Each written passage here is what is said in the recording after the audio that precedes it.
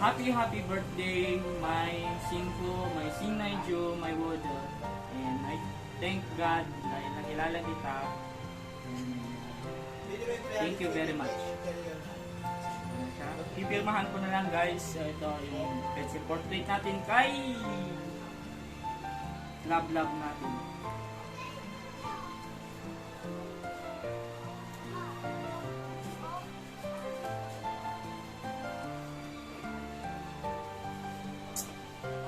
Love you.